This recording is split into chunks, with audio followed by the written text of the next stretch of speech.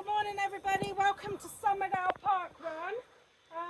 As you're all aware, this is a really special one for us today because unfortunately our beloved Joan passed away a couple of weeks ago, so this is our memorial for her.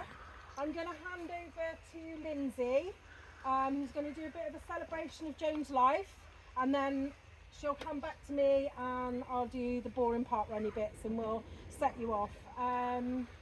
Yeah, so obviously we're starting late, but hope you don't mind that. Okay. Right, so as you may have realised by now, our lovely beloved Joan passed away just over a week ago, literally days after getting the keys to her new house and to start her new life up north. I've personally known Joan since I started my parkrun journey 10 years ago at Commemorative Hill. After Ian and I defected and set up the Curly Whirly here, we soon had Joan as RD. Since then, she is RD at 31 different occasions all here.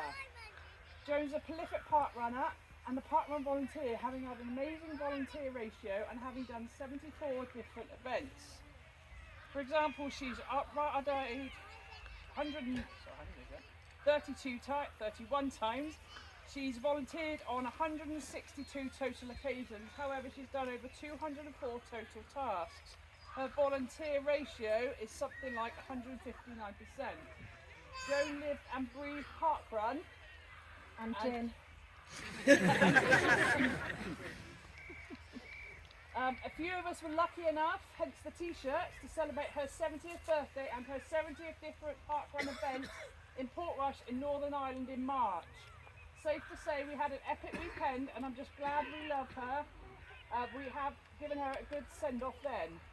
Then a few weeks ago here, we said farewell to her from Somerdale, not realising that this would be the last time we saw her.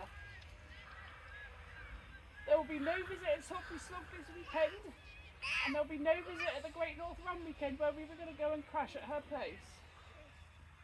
Joan was well known through the parkrun world, and we have had many lovely messages of support from many different parkruns, and these are all around the country. Cockermouth, Ashington Community Parkrun, both near her new home, Shepton Mallet, and obviously our lovely Pomfrey Hill.